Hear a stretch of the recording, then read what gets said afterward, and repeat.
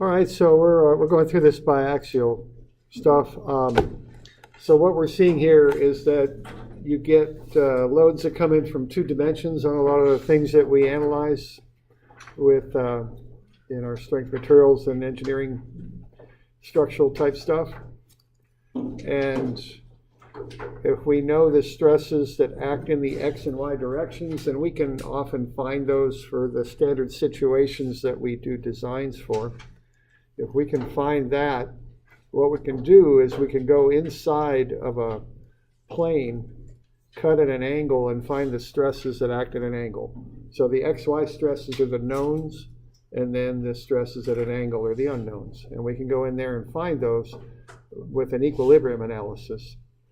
What we're doing there is we're taking the stress times the area over which it acts. That gets us a force. And then we're using some trig to do an equilibrium analysis there. And we can find sigma x1, which is the normal stress, the stress normal to that plane. And as I was mentioning last time, that plane, just by definition, because someone decided to set up the equations in this way, is measured from the vertical plane and then counterclockwise is the positive orientation on that. So the angle would be defined like that. Okay, and that gets you to the plane. You can find the stress that's normal to that, and you can find the shear stress. Okay, with an equilibrium analysis, and that leads us to equations. I believe they're 25 and 6. Okay, so that's what we found out there. Okay, we went into this a little bit further, and that's kind of what we've been doing here recently. And what we discovered there was, let's see if I can find it. There we go.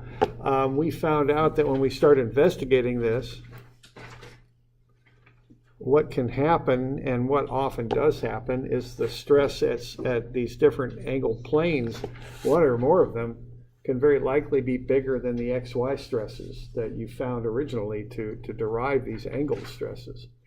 So that led us to the understanding here that we have what are called principal stresses, the maximum and minimum stresses that act in that object, and that they're the ones that you often design for, the maximum. That's what you want to design for. So when you're going to do a design on something, you start off by running the standard equations and getting the XY stresses, but then you also need to investigate at angles and see if there are stresses that are larger than the XYs, because that's what you want to design for, or the largest stresses.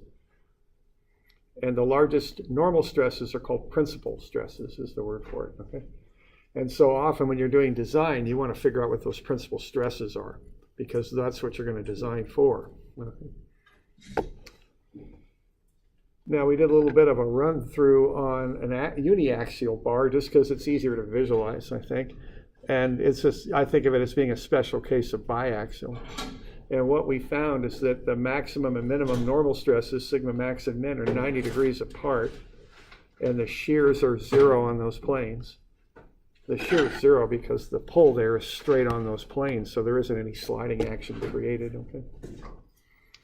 And then we found out that the tau max plane is midway between sigma max and min, so it's 45 degrees off of the sigma max plane, and that the normal stress on that is the average normal stress. Okay, so that's what we found out. So we got any questions on any of this business here? Are we doing all right?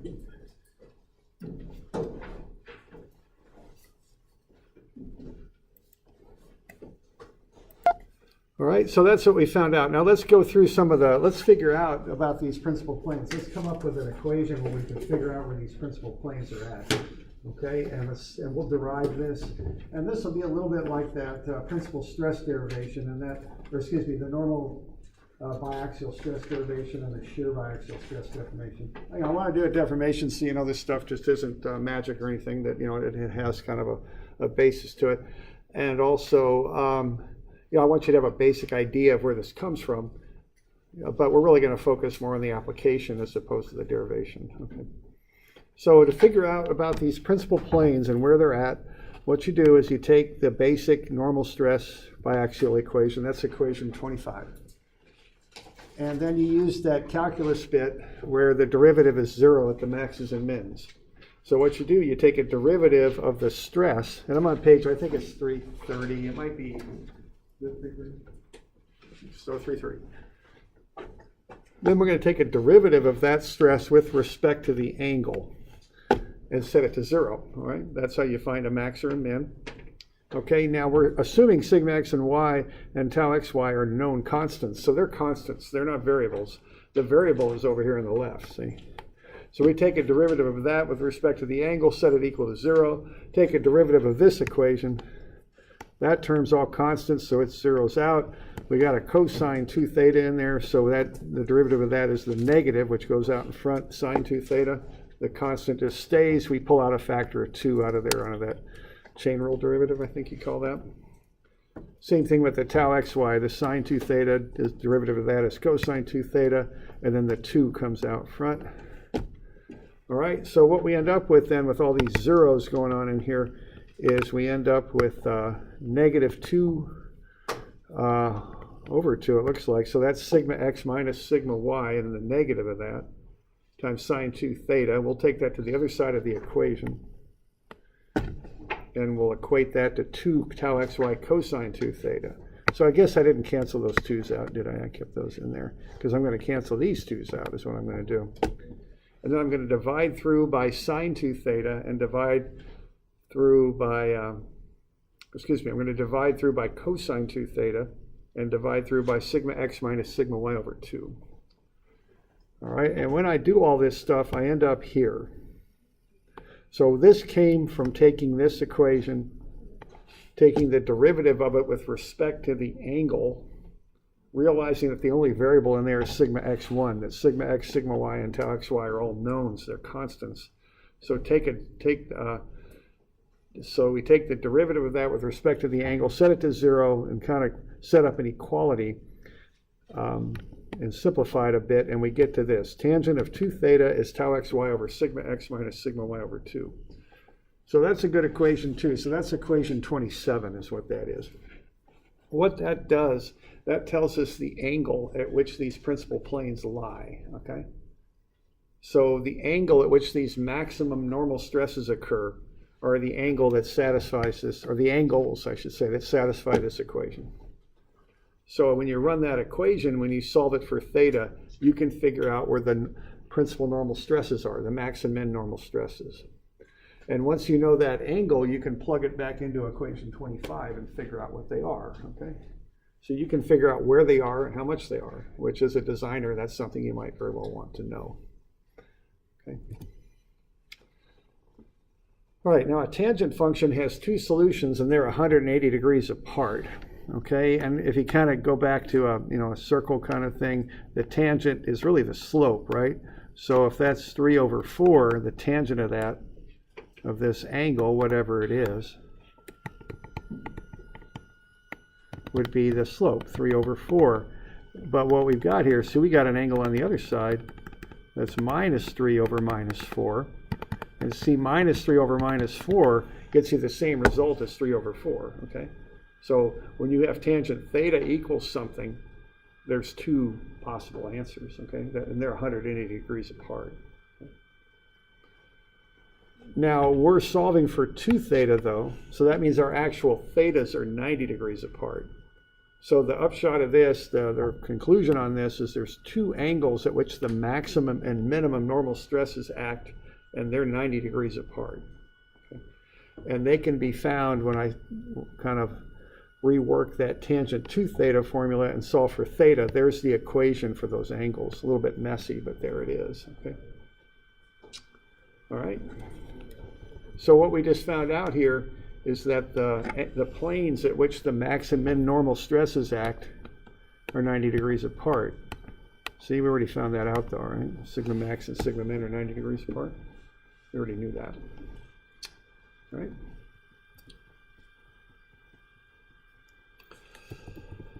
Okay, now if we want to know what those max and min stresses are, the principal stresses, we would take this angle and we plug it into equation 25.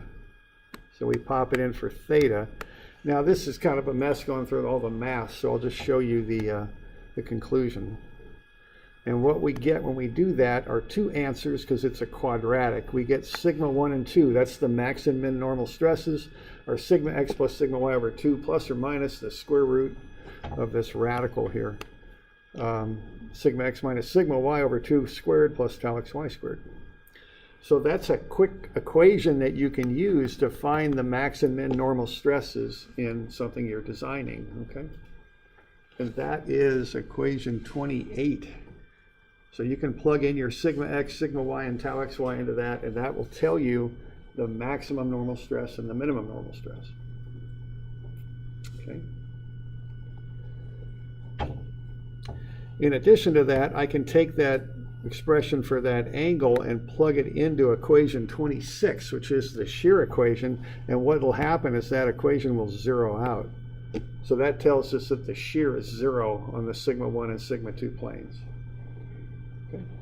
So we got two planes, they're 90 degrees apart. One will have sigma max, the other will have sigma min, and the shear on those planes will be 0.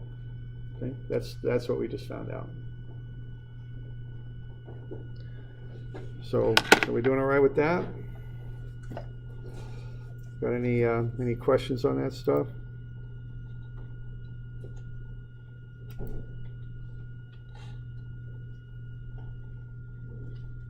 Okay. And just to reiterate there, as we saw with our uniaxial, two planes 90 degrees apart, they have sigma max and sigma min, and the shear is 0 on those planes. Okay. Now we can do the same thing with the tau x1 y1 formula, formula 26. We can take a derivative of that with respect to the angle. We can solve that what remains out because we're going to set that derivative equal to 0. So we get this stuff, we go ahead and work through that, and we get tangent of 2 theta for the maximum shear in plane is sine 2 theta over cosine 2 theta. All right. Now that's the negative reciprocal of the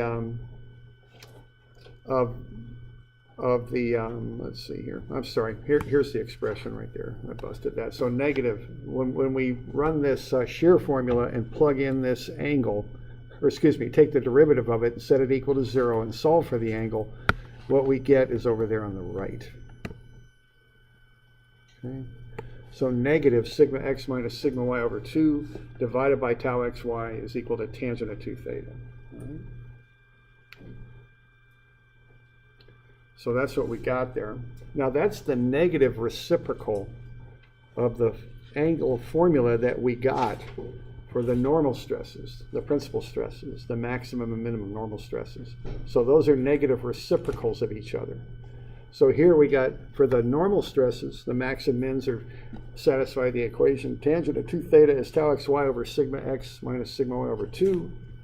For the shear, it's the negative reciprocal. It's tangent 2 theta is negative sigma x minus sigma y over 2 divided by tau xy. Okay.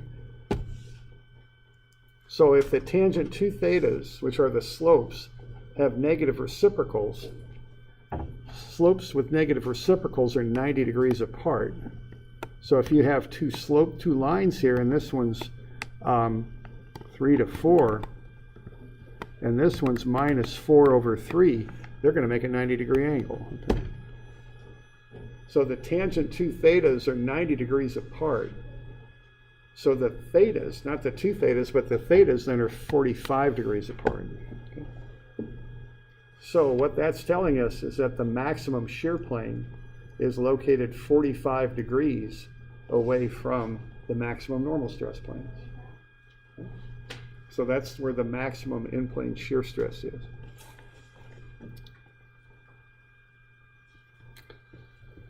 We can take that angle and plug it into the general shear equation, which is equation 26. So we can take that that angle that we just derived and plug it in.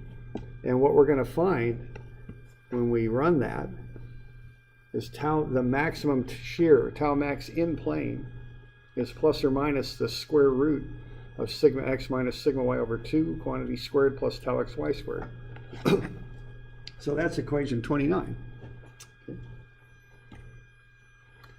And then if we take that same angle and plug it into equation 25, what we're going to find is that the normal stress on that plane is sigma x plus sigma y over 2, which is sigma average, the average normal stress. All right. So that's a lot of calculations there that we did. I've got kind of a summary of this on page 340.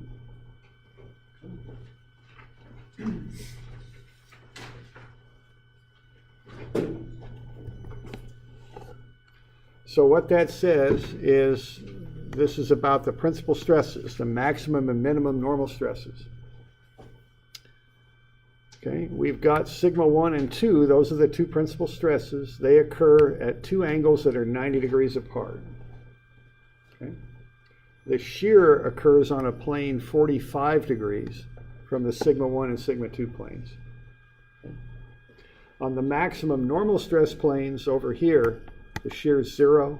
On the tau max in plane, the normal stress is the average normal stress. So that's basically it. Okay. Kind of a mouthful, but that's kind of the deal. This is something that might take a little while to kind of figure it out. We'll go through it a few times and you'll kind of figure it out through experience, I think, just working with it a little bit. Okay.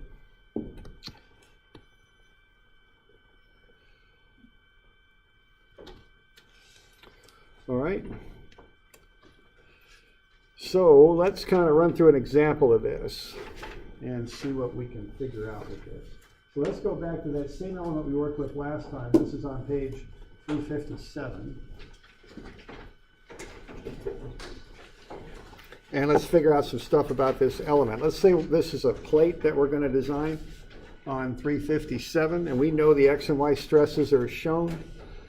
Let's figure out the maximum in-plane shear stress and absolute maximum and the principal normal stresses. So let's find the biggest stresses acting in this plate. That's what we'd like to do. Okay. So we're given this plate here to design. We know what the x and y stresses are, and what we'd like to find out is what's the biggest stresses in this plate.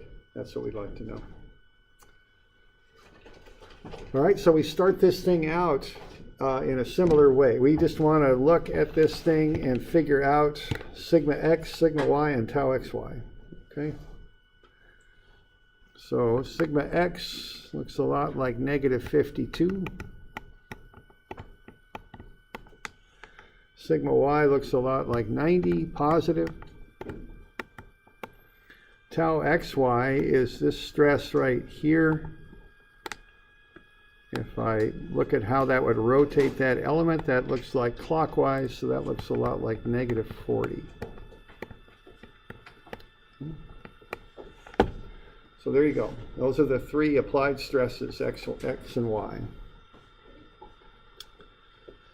All right, now I want to find the maximum and minimum stresses acting in this plate. Where I'm going to start is I'm going to find the angle at which they act. Okay. Now, in the previous example that we did in the homework that you turned in, you're given an angle. You're told to find the stress at a given angle. This is a little different because we want to find the max and min stresses. So we got to start by finding the angle at which they act. So you're not given an angle, you have to find it this time with this formula. And this is formula 27. So what I'm going to do there is I'm just going to plug in the values into that formula. Tau xy is negative 40, sigma x is negative 52, sigma y is 90. I just plug that stuff into that tangent 2 theta formula. And when I run that, I get 0.5634, okay, for tangent 2 theta. So I can do an inverse tangent of that, and I'll find 2 theta. It's 29.4. Now that formula gives me 2 theta, so I'm going to take half of that to get the actual theta, which is 14.7. So that's one of the angles.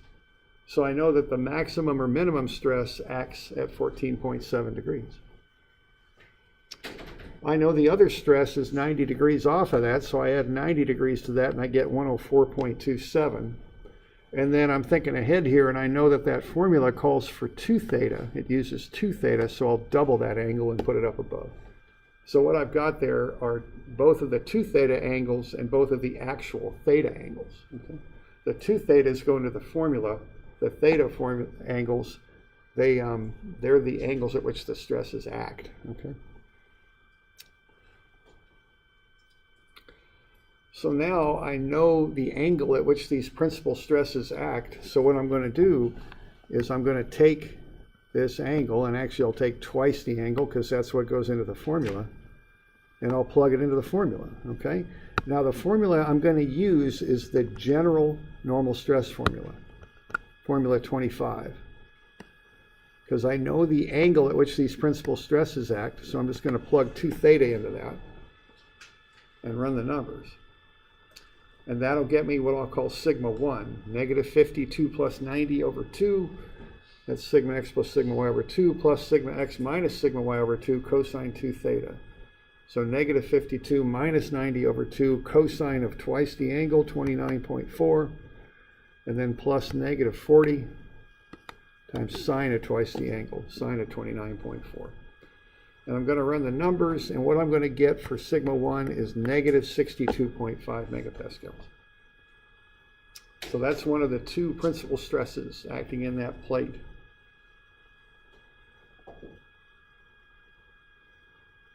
So we're doing all right with that?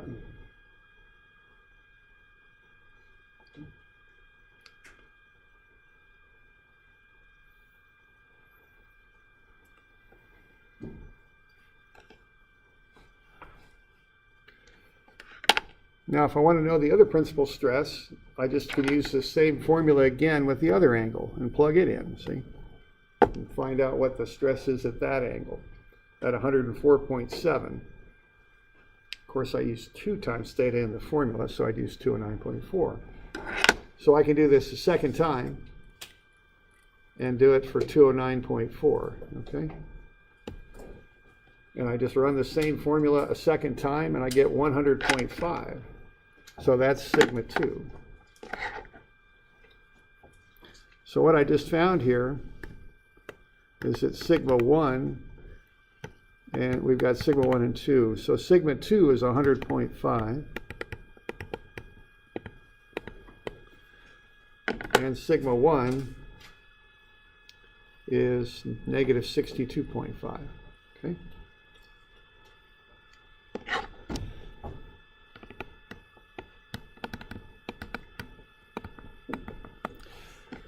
So these are the maximum and minimum normal stresses in the element.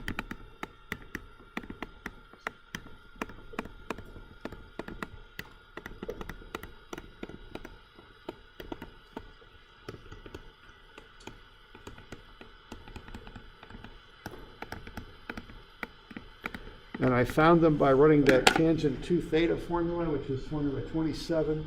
And I plugged it into formula 25. I got 2 answers for equation 27, so I plugged the first one into 25, and I got negative 62.5. And I plugged the second one into equation 25, and I got 100.5. So we okay with that? So now we know what these max and min stresses are, and we know where they are. Now the nomenclature on this gets a little bit muddled. It's something I just want to call out. These terms, I'm using them in what I call the mathematical sense. Maximum is the most positive.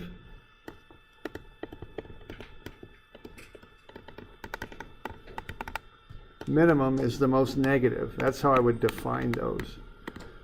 Because in a mathematical sense, the minimum stress is negative 62.5. Okay?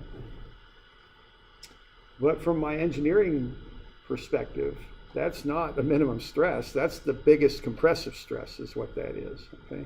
So keep that straight. The way of speaking about this gets a little bit confusing sometimes. But the max and min, which are common ways of describing these principal stresses, sigma 1 and sigma 2, okay? they're kind of a mathematical term. Really what they mean is most positive and most negative. So the biggest tensile stress I've got, which is positive, is 100.5. And the biggest compressive stress I've got is negative 62.5. That's really what that means. It's not really, the maximum is fine, but when you start talking about a minimum stress, you know, that's not really what we mean when we're engineers. The negative 62.5 isn't the minimum stress in there. The minimum stress in there is at zero somewhere, and that's the minimum. What that is, what we're calling minimum is actually the biggest compressive stress. Okay, so keep that kind of straight. You know, unfortunately, this stuff's a little abstract, and there's some of the wording of it is a little difficult. Y'all with me there? You good? Questions on it? Okay. All right. So if I want to know what's going on with this element here, I've even got a little bit of a sketch there, you know, for you to put this on. See, here's my reference plane. If I come off of that, and what was that angle that I had for, it was 14.7, is that right? So that would be 14.7 degrees there. If I have an element at 14.7 degrees,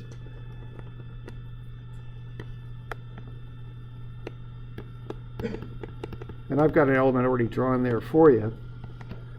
What I've got on the 14.7 degree plane is I've got a compressive stress of 62.5.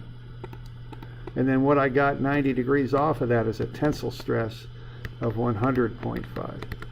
Okay, that's what I got. That's what's going on.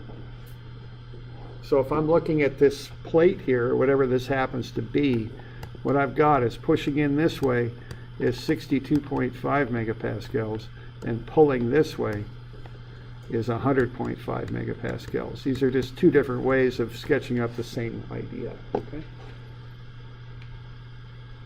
So the bottom line here is if this plate's made out of something that's weak in tension, let's say like concrete, which is somewhat weak in tension, or a ceramic, which would be kind of weak in tension, the biggest threat to this thing, the biggest danger that it's going to fail is going to come from that direction. It's going to pull it like that. So if this thing breaks, I'd expect it to kind of break on that, those planes normal to those stresses, and pull apart. Okay? And if this is a thin material that'll buckle, I would expect it to kind of push inwards and crumple on the other axis like that. Okay, that's what's happening here. So we good with that? Okay. So if you're going to design this thing, you're going to design it for 100.5 megapascals tension and 62.5 megapascals compression. That's what you're going to design it for. All right. So we got any questions on that stuff so far?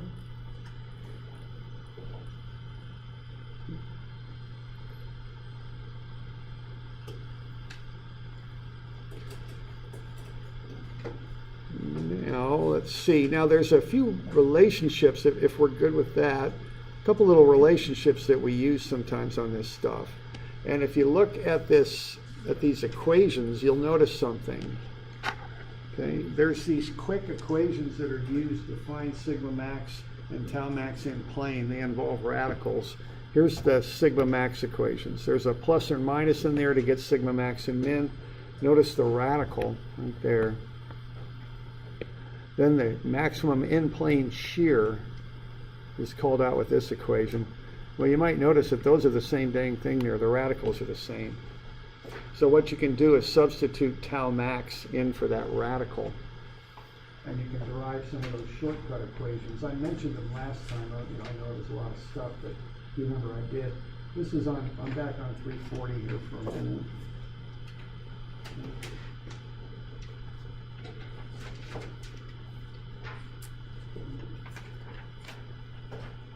So what I can do is plug tau max in for this second radical here, and I did that in the middle of 340. Okay, and if you do that, you can derive a few things that are kind of handy to know, some of these shortcut equations. So I can say sigma 1 and 2 are sigma x plus sigma y over 2 plus or minus tau max. So sigma 1 is sigma x plus sigma y over 2 plus tau max, and sigma 2 is sigma x plus sigma y minus tau max. So what I can do then is I can subtract these two equations and say sigma 1 minus sigma 2 is sigma x plus sigma y over 2 plus tau max minus sigma x plus sigma y over 2 minus tau max. That means sigma 1 over minus sigma 2 is 2 tau max. So tau max is plus or minus sigma max minus sigma min over 2. So there's a little shortcut equation you can use to get the maximum shear. And that's equation 30. Okay. The other thing you can do is add these two equations together. So take sigma 1 plus sigma 2. That'll be sigma x plus sigma y plus tau max plus sigma x plus sigma y over 2 minus tau max. The plus and minus tau maxes will cancel. And the 2's will cancel because you're adding them together, so those 2's in the denominator cancel. So you get sigma 1 plus sigma 2 as sigma x plus sigma y. And that's that little shortcut equation. That's on equation 31. Okay. Yeah, or a question? No, no question. All right. So those are kind of handy because instead of having to do that second run that we did where you use the full equation and plug in the second angle like what we just did to find sigma 2, what you can do is just use the shortcut equation if you're in a bit of a hurry. So sigma x plus sigma y is sigma 1 plus sigma 2. So we got sigma x and y. And we got, if we already had found sigma 1, we can solve for sigma 2. So this can be a quicker way if you're doing them by hand to find sigma 2. So instead of having to run the full equation, you can just use that shortcut equation if you want. It's a quicker way to get to it.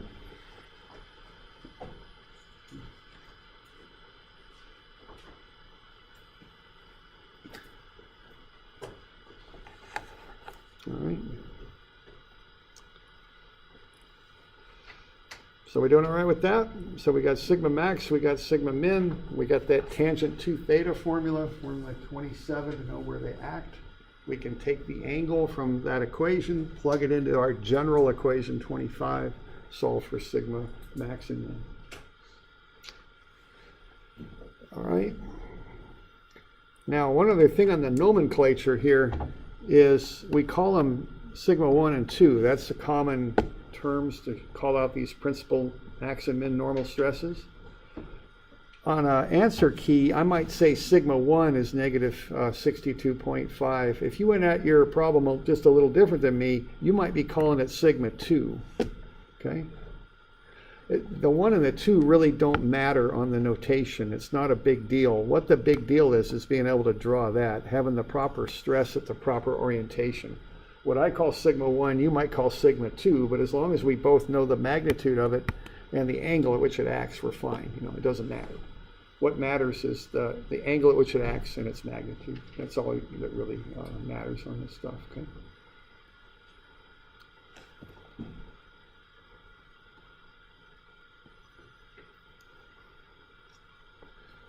All right. So there's the sketch there that I drew on that thing. Notice there's no shear on those planes. There's no shear on the principal normal stress planes.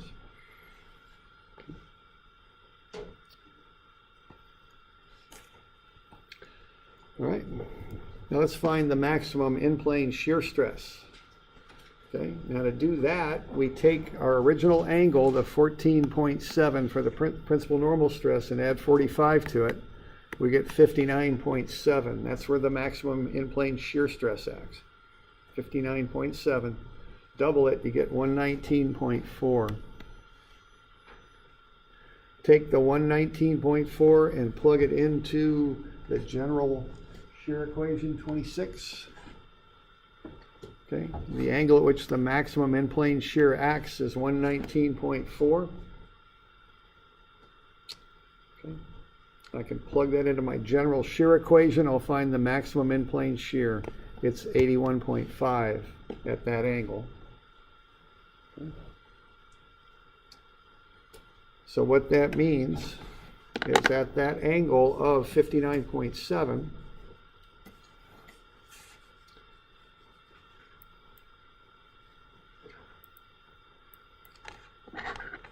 so at 59.7 degrees, what I've got is a shear of positive 81.5. So on that plane, there's actually two of them that are at 59.7. I've got a positive. Okay. Now what the positive means for shear is counterclockwise rotation. So those shears are going to go this way. Counterclockwise, counterclockwise. So they end up looking like a couple, a counterclockwise couple.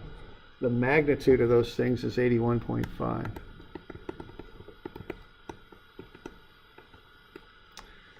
Now I know the other two shears have the opposite signs, so they meet in the corners. So that's what the shear element looks like. That's the maximum in-plane shear.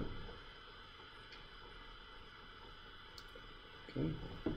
Now acting on the maximum in-plane shear planes is the average normal stress. So on all four of those planes, I've got a normal stress. It's positive 19, pulling out like so. That's sigma average, sigma x plus sigma y over 2.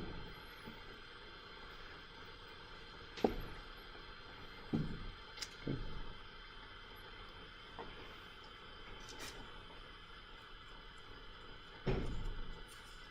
All right.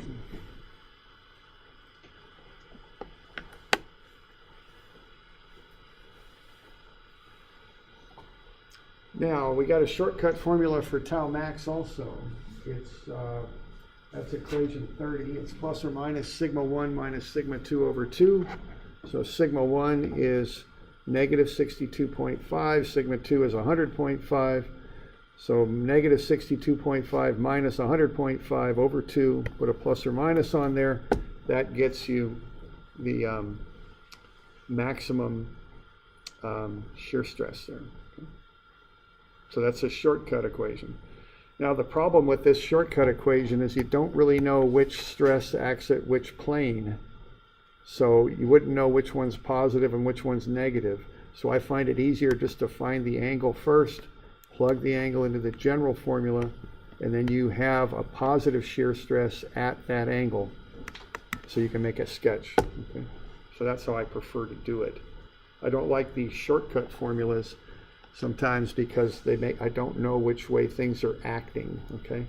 When I take a little bit of the longer way around by finding the angle first and plugging it into the general formula, then I know that I've got a positive shear at that angle of 59.7, so I can sketch that up like that.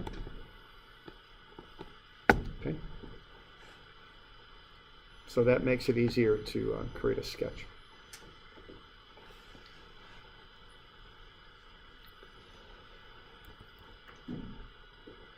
All right, we doing all right with that? A lot of information. Generally, you got to work with it a little bit to really kind of get it all figured out. Okay.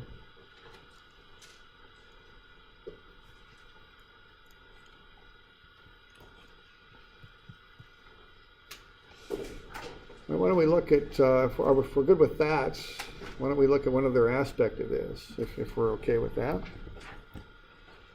One last little detail on this. This is on page 360. All right. Now we got this shortcut formula here for tau max. It's plus or minus sigma max minus sigma min over 2. That's equation 30. Okay. In the xy plane, sigma max and min are sigma 1 and 2. Okay. So if I've got some element like this, and I've got the two principal stresses acting on it like that, those are my sigma max and sigma min.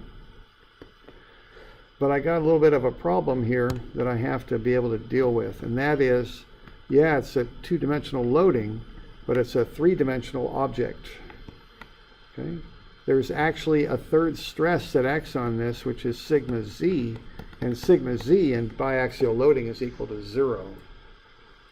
So when you're looking at plugging into this equation, your sigma min, if you're going in the z direction, is 0. So even though it's biaxial loading, that third stress is 0 in the z direction, and you have to consider that sometimes. Okay. So here's a couple examples of this. So if I've got a little element there, as I'm showing there on 360 in the middle, and I found my principal stresses, and they're positive 50 and negative 10, I could apply that formula to find the in-plane tau max. 50 minus a negative 10 over 2 would be plus or minus 30. All right. Now if I look at the out of plane tau max, essentially what I'm going to do is I'm going to look at it this way. And what I'm going to see is that angled plane with 50 pulling on it on the edges there. And then in the z direction, I'm going to have 0 going out either direction. And I have to consider that shear that would occur at 45 degrees and split that across the edge right there. And if I do that, my max is 50, my min is 0, and I divide by 2, and I get plus or minus 25. Okay? And I'm sorry, I'm back over here.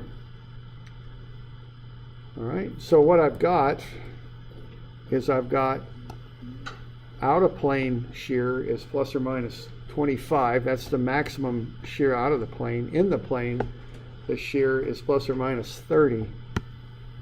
So my absolute maximum shear is plus or minus 30. It's the bigger of the two. Okay. So in that case, tau max in plane is tau max absolute. They're the same thing. The in plane maximum shear cutting at 45 across the plane there is also the absolute maximum shear in the element. So I'm good there. But here's another example when my principles are plus 50 and plus 10. When I go sigma max minus sigma min over 2 in plane, I go 50 minus 10 over 2. That's plus or minus 20 for tau max in plane. And then when I look at it from this dimension for out of plane, I've got 50 minus 0 over 2. That's plus or minus 25. So this time the out of plane shear governs. Okay? So you have to watch that when you're doing design work. The maximum shear might be out of the XY plane. It might be cutting across the edge in the Z direction. So that's another little detail to think about when you're doing design work. That can be pretty significant sometimes. The general rule on this stuff is if the principal stresses have opposite signs, the in-plane shear governs, because you're going minus and negative here. If the principal in-plane normal stresses have the same sign, you don't get that minus and negative. You're actually decreasing the 50 by subtracting 10, so the out-of-plane will govern there. Okay? So if the principal stresses have different signs, the in-plane shear stress governs. If the principal stresses have the same sign, the out-of-plane shear stress governs. That's the general rule.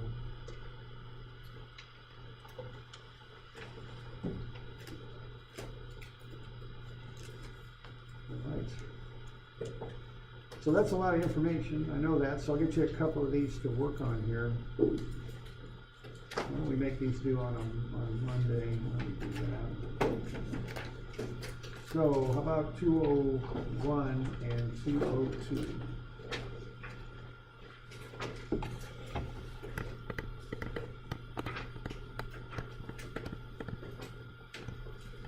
And remember to include the sketches on these. So you have to put those in, okay?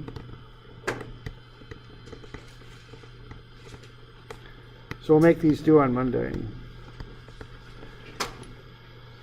And that'll be the 22nd, I think. Okay.